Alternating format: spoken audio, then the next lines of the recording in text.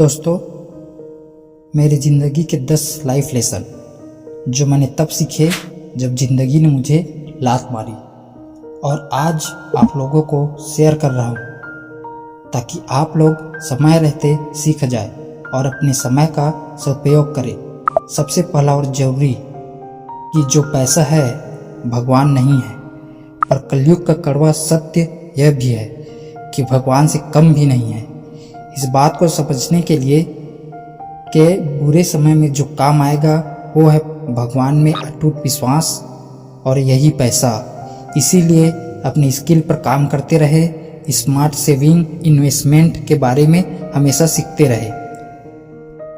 दूसरा, ये जो आपके फ्रेंड है, जिगरी दोस्त हैं, जिनके साथ आप हार्ड बहुत से इमोजी बना के कैप्शन लिख रहे हैं, फ्रेंड फॉर एवर जो है आपके, ये बुरे वक्त में काम नहीं आएंगे।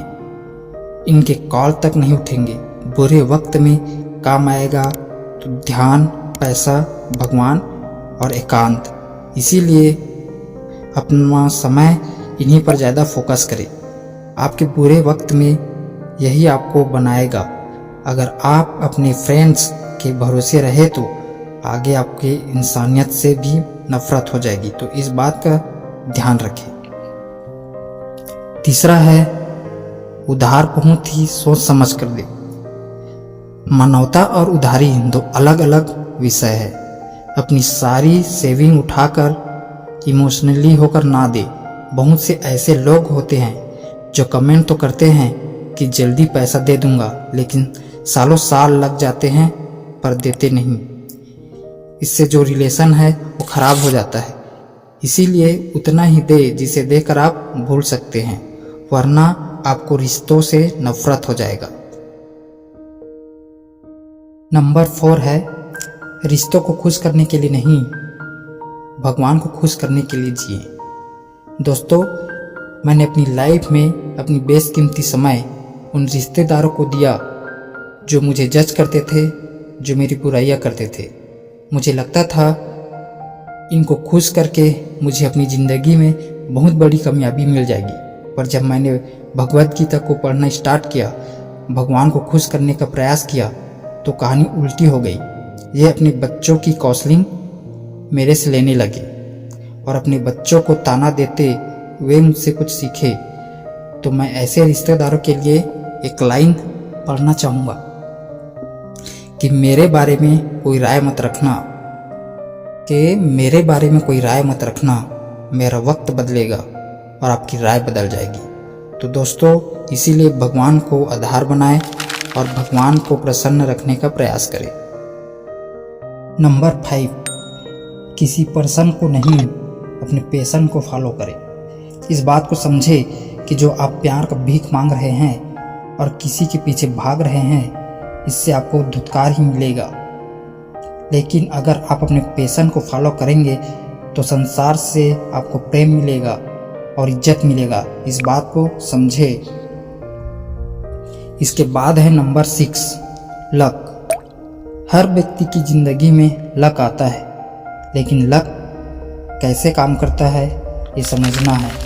कहते हैं कि luck win preparation meets with opportunity. जब हम अपने तैयारी को अवसर से जोड़ते हैं तब लक बनता है। इसलिए निरंतर अपनी स्किल पर काम करना होगा, तब जो मौका मिलेगा तो वो हमें लक्की बनाएगा। इसके बाद है नंबर 7, सही समय का वेट ना करें, इसी समय को ही सही बनाएं। जो लोग भगवान के भरोसे बैठते हैं वो भाग्य को दोष देते रहते हैं, लेकिन जो भगवान में विश्वास करके आगे बढ़ते हैं कामयाबी वही पाते हैं। इसके बाद है नंबर 8, अपनी कमियों पर काम करते रहें। दोस्तों, मैंने अपनी ज़िंदगी में बड़ी बेवकूफ़ी की थी। स्कूल टाइम में मेरा इंग्लिश बहुत ही वीक था, तो इंग्लिश में काम करने के बजाय पूरी तरह से उसे इग्नोर किया।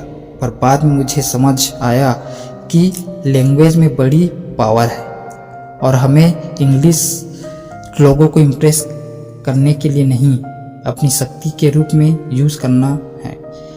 ये हमें नेशनल नहीं इंटरनेशनल लेवल का प्लेटफॉर्म देती है, क्योंकि ये ग्लोबल लैंग्वेज है। इसीलिए अपनी कमियों से सीखे और आगे बढ़े। इसके बाद है 9वां नंबर 9, अपने अपमान का बदला प्रतिशोध से नहीं अपनी सफलता से दे। और सफलता दिमाग पे नहीं अपने दिल में रखिए। जितनी बड़ी आपको सफलता मिले उतनी ही सौम्य और सरल होकर मानवता को दे। एक लाइन याद रखे, शोहरत की बुलंदी भी पल भर का तमाशा है। जिस डाल पर बैठे हो वो टूट भी सकती है, इसीलिए हम्बल रहे, विनम्र रहे। इसके बाद है अंतिम और अहम नंबर 10, जीत की तैयारी रखें। मतलब आपका पासपोर्ट अगर रिन्यू होना है, आपका रिज्यूम बनना है, प्रोफाइल बनना है, सब कुछ पहले से ही तैयारी रखें। जब अवसर मिले तो आपके पास तैयारी पूरी तरह होनी चाहिए। इसके लिए मैंने लिखा था कि सब्र की सवारी रख और जीतने की तैयारी रख। मंजिल तुझे खुद ब खुद ढूंढ लेगी, बस तू अपना सफर जारी रख। तो सीखते रहे, आगे बढ़ते रहे, ईश्वर को अपने जीवन का आधार बनाएं। बहुत बहुत आभार। जय श्री कृष्णा।